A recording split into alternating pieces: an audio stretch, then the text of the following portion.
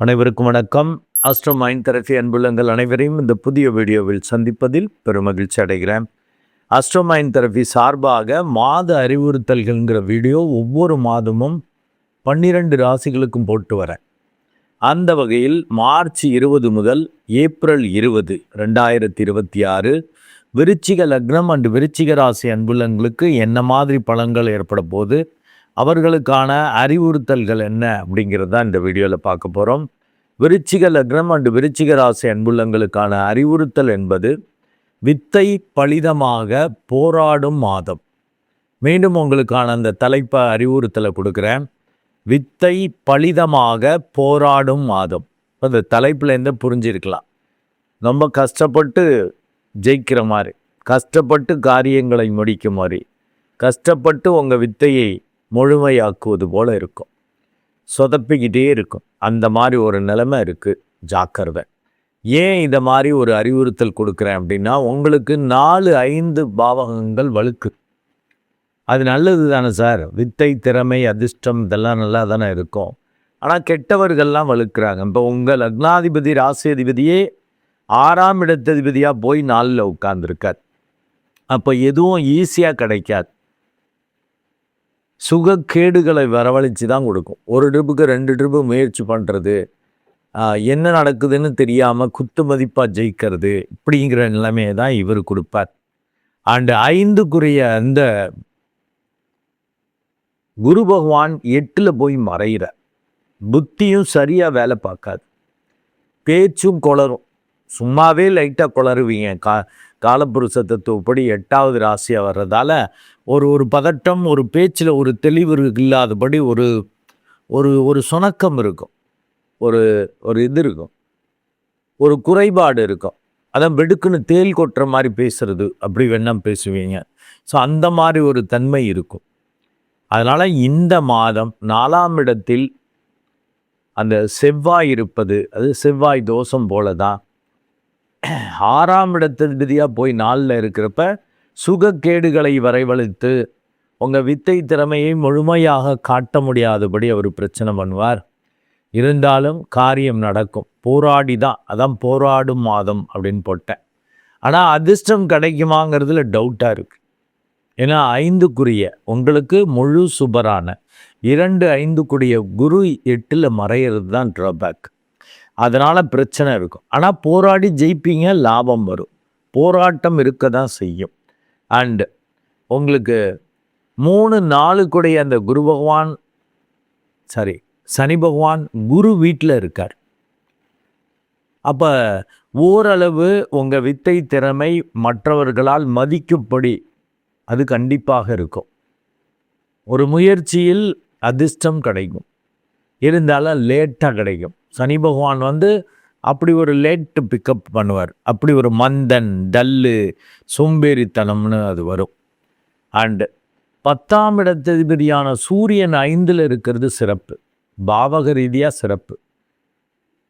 ஓரளவு தொழில் வேலை ரீதியாக பெரியவங்க ஆதரவு இதெல்லாம் இருக்கும். ஆனால் போராடி அதை கிடைக்கிற மாதிரி, கஷ்டப்பட்டு கிடைக்கிற மாதிரி, செய்யலைன்னா அவங்க திட்டுற மாதிரி ஆகும். ஏன்னா பாவிகள் அந்த கோணத்தில் உட்கார்றது 5ஆம் இடத்துல இருக்கிறது அவ்வளவு நல்லதல்ல. உங்களை அறியாமல் ஈகோயிஸ்டிக்காக நீங்கள் பிஹேவ் பண்ணுறது, இல்லை பெரியவங்களை நினச்சி பயந்துக்கிட்டே செயல்பட்டு சொதப்புறது, தந்தை போன்று உள்ளவர்கள், அதிகாரிகள், அரசியல்வாதிகள், இவங்க வழியாலாம் சிக்கல்கள். இல்லை ஓரளவு நல்ல தசாபுத்தியாக இருந்தால் நீங்கள் ஓவராக உங்களை ஏன் வெடுக்குன்னு திட்டுற ஆளுன்னு சொல்லியிருக்கேன்ல. இப்போ சூரியன் 5ல் இருக்கிறப்ப ஓவராக ஆளுமை பண்ணுறது, மிரட்டுறது, அதனால் பிரச்சனையாகும்.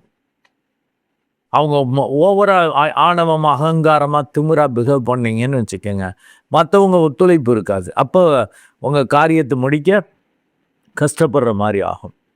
அண்டு 7ஆம் இடத்ததிபதியான அந்த சுக்கிரன் 5ல் உச்சமாக இருப்பது சிறப்பு. மற்றவர்கள், சூழல், எதிர்பாலினர் இவங்க வழியாலாம் நன்மைகள் கிடைக்கும்.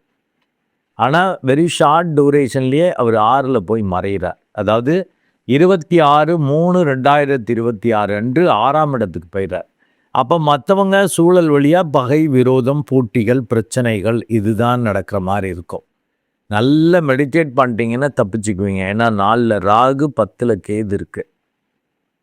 மெடிடேட் பண்ணிக்கணும். ஏன்னா 5ஆம் இடத்ததிபதியும் மறைகிறார். உங்களுக்கு 9ஆம் இடத்ததிபதியாக வரக்கூடிய அந்த சந்திரன் அடிக்கடி மாறிக்கிட்டே இருப்பார் 2.25 நாளில். அதனால் நிலையான மனசு இருக்காது. அதனால தான் சில டைம் இந்த ஆல் டைம் வீடியோஸில் மனமற்ற ஆட்கள் அப்படின்னு சொல்லி விருச்சிக லக்னம் விருச்சிக ராசியை போடுவேன். ஸோ அதில் ஒரு கவனம் தேவை. 4ல் ராகு இருப்பதும் சுகக்கேடை, ஏன்னா சனி பகவான் போல தான் வரும். மற்றவங்க சூழல் வழியாக புதிய டெக்னாலஜி புதிய விஷயங்கள் வழியாக அதை கற்றுக்கிறேன்னு சொல்லி கஷ்டப்படுறது, இல்லை அதில் காரியம் மாற்றி அதை பயன்படுத்தி செய்யணும்னு நார்மலாக மேனுவலாக செஞ்சிட்ருக்கிறவங்க கம்ப்யூட்டரில் செய்யணுன்னா அதுக்கு ஒரு பதட்டம் வரும்ல. அப்போ ஒரு என்விரான்மெண்ட்டில் ஒரு டொமைனில் வேலை பார்த்தவங்க இன்னொரு டொமைனில் வேலை பார்க்குறப்ப சிக்கலாகும். அது மாதிரிலாம் மாறும். அந்த மாதிரி கஷ்டங்கள். அதனால தான் வித்தை பலிதமாக அவ்வளவு கஷ்டம்ட்டேன். ஏன்னா 8ஆம் இடத்ததிபதி 8-11 கூடைய அந்த புதன் அவனும் 4ஆம் இடத்துல இருக்கார். உடம்பு உங்கள் வித்தை ரெண்டுமே சொல்கிறத கேட்காது. உடம்பு நல்லா இருக்கிற மாதிரி இருக்கும், என்னென்னே புரியலன்னு ஸ்தம்பித்து உட்கார்ற மாதிரி ஆகும். ஏன்னா 5 கூடை 8க்கு போயிடுறான்னா ஸ்தம்பிக்கிற மாதிரி ஆகும். உடம்பும் மனசும் ஒரு ஒழுங்கு இருக்காது. சரி, அதற்கேற்றபடி உங்கள் வித்தை கரெக்டாக முடிக்கிற மாதிரி இருக்கா, என்ன நடந்துச்சுன்னே தெரியாது. இப்போ இந்த மாதிரி செஞ்சுருக்கோம், அது கரெக்டாக தப்பான்னே தெரியாது. இந்த ரிசல்ட் வருமா வராதான்னே தெரியாது. இப்படி ஈரட்டாலாக இருக்கிற மாதிரி இருக்குது. இந்த செவ்வாயும் 3-4-2026 வரைக்கும் 4ஆம் இடத்துல இருக்கார். அதற்கடுத்தது 5ஆம் இடம் போகிறப்ப ஓரளவு அந்த பூர்வ புண்ணியம் வேலை பார்க்கும். ஏன்னா சூரியனோடு இணைந்து வேலை பார்ப்பார். அப்போ பெரியவங்க ஆதரவு, அதிகாரிகள் ஆதரவால் சக்ஸஸ் கிடைக்கும். அப்போ 3-4-2026 வரைக்கும் இந்த வித்தை பலிதமாகிறதுல உங்கள் உடம்பும் சரிப்பட்டு வராது, உங்கள் வித்தையும் பலிதமாகாது. அதுக்கு ஈஸியாக கிடைக்காது, போராடி அடைகிற மாதிரி வரும். 5ல் வேறு அந்த சனி பகவான் இருக்கிறது அப்படி ஒரு மந்தன், டல்லு, சோம்பேறித்தனம் அப்படி வரும். பொதுவாகவே நீங்கள் கொஞ்சம் அந்தளவுக்கு ஒழுங்காக இருக்க மாட்டீங்க, சோம்பேறிகள் தான். இஷ்டத்துக்கு தூங்கி இஷ்டத்துக்கு எந்திரிச்சு இஷ்டத்துக்கு வேலைகளை பார்க்குறது அப்படி இருக்கக்கூடிய ஆளுங்க தான். அதை ஒரு முறைப்படுத்திக்கங்க, ஒழுங்குபடுத்திக்கங்க. ஏன்னா இந்த மாதம் சரியில்லைங்கிறப்ப வித்தை பலயமான ரெகுலராக இஷ்டத்துக்கு செய்கிறது, தள்ளி போட்டுக்கிட்டு இருக்கிறது இந்த முயல் ஆமை கதை மாதிரி.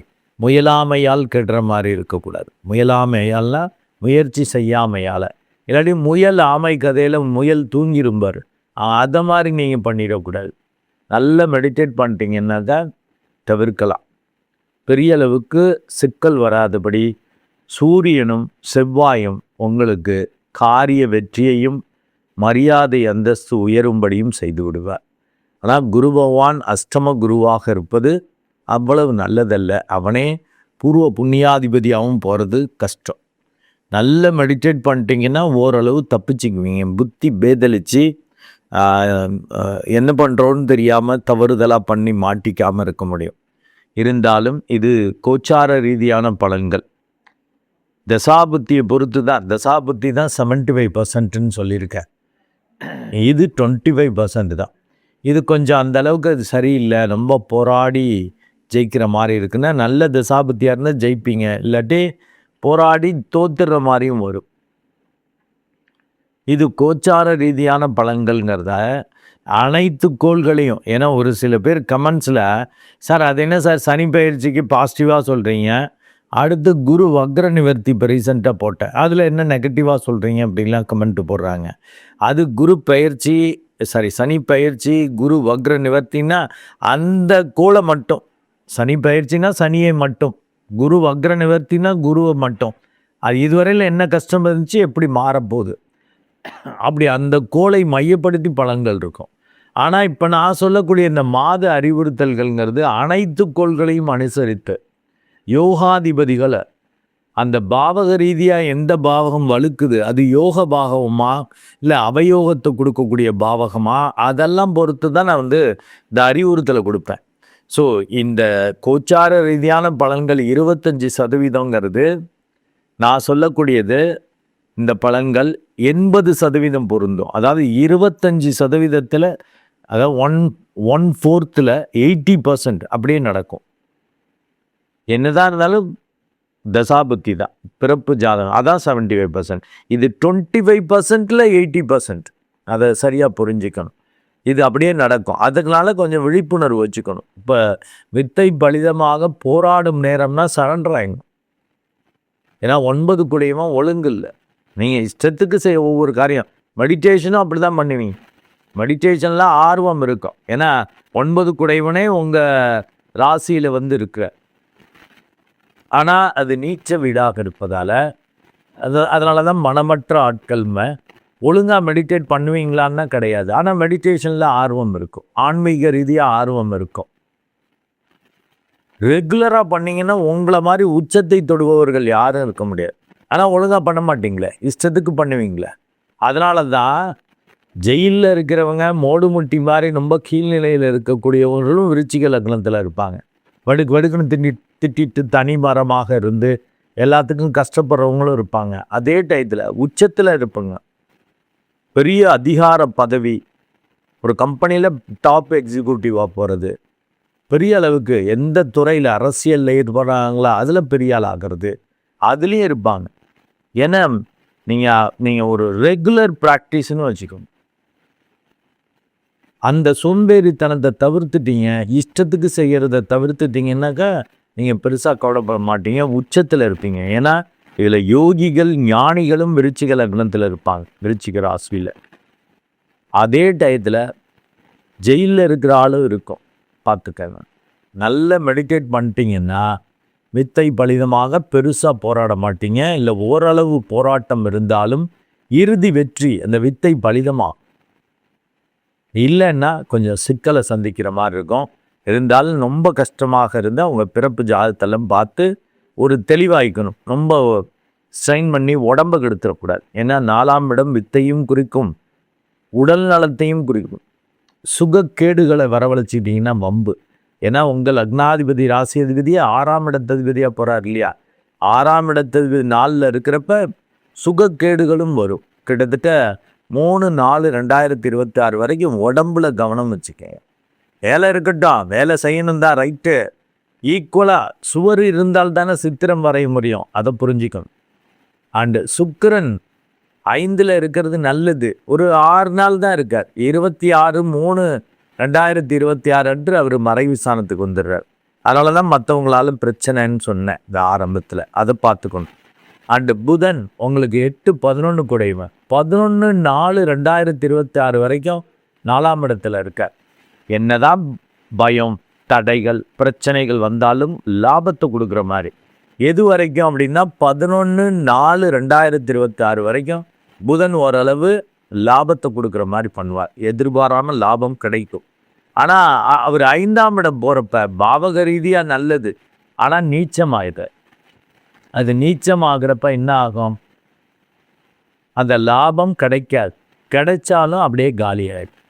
ரொம்ப எதிர்பார்ப்பீங்க, அந்த இடத்துல லாபம் கிடைக்காம போயிடும். பயந்துக்கிட்டே ஏதோ செய்வீங்க, லாபம் கிடைக்கும். சரி, கிடைச்சதையும் தக்க வைக்க முடியுமா, அது நீச்ச கதியில் இருக்கிறதால அது காணா போயிடும். அதனால தான் நல்ல மெடிடேட் பண்ணிக்கங்க.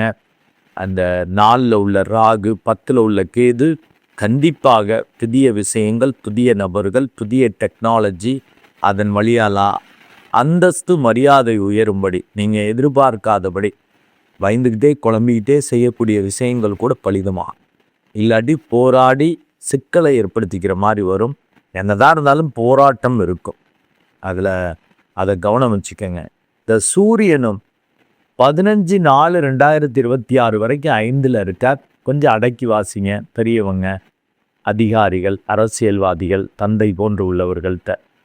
ஏன்னா நீங்கள் 5ல் சூரியன் 1-5-9ல் சூரியன் இருந்துச்சுன்னா அது உங்களுக்கு அந்த கோளோட அந்த சுபாவம், அந்த பர்சனாலிட்டி அதிகமாக வரும். ரொம்ப திமிரா, அதிரடியாக, ஆணவம், அகங்காரமாக பிஹேவ் பண்ணிங்கன்னு பம்பு. அவர் 15/4/2026 அப்புறம் 6ஆம் இடம் வரார். கடைசியாக ஏப்ரல் 15க்கு அப்புறம் உச்சத்துக்கு போயிடுறதால கண்டிப்பாக வெற்றி கிடைக்கும். அது வரைக்கும் போராட்டம் தான். 15 வரைக்கும் போராடி தான் ஜெயிக்கிற மாதிரி இருக்கும். 15 அப்புறம் சூரியன் 6ஆம் இடம் வர்றப்ப எக்ஸலண்ட்டாக இருக்கும். உச்சமாக போயிடுவார். 10ஆம் இடத்ததிபதி உச்சமாகிறப்ப இறுதி வெற்றி இருக்கும், அதிரடி வெற்றி இருக்கும். பெரிய அதிகார பதவிகள், அதிகாரிகள் ஆதரவு, பிரியமன் சுட்டனம் எல்லாமே நடக்கும். ஆனால் இந்த 15 வரைக்கும் டேஞ்சராக இருக்கு ஐயா, போராடி தான் ஜெயிக்கணும். அதுக்கு மெடிடேட் பண்ணிக்கங்க. அஸ்ட்ரோமைண்ட் தெரபி அன்புலங்கள் ஜெப தியானத்தை பண்ணிக்கணும். அப்போ தான் ஒரு தெளிவாக ஈஸியாக இந்த மாதத்தை கடக்க முடியும். நன்றி அன்புலங்களே. மீண்டும் ஒரு நல்ல வீடியோவில் உங்களை சந்திக்கிறேன். அதுவரை உங்களிடமிருந்து வணக்கம் கூறி விடைபெறுவது உங்கள் அன்பு டாக்டர் அருள் குழந்தை ஆர் கணேசன். நன்றி, வணக்கம்.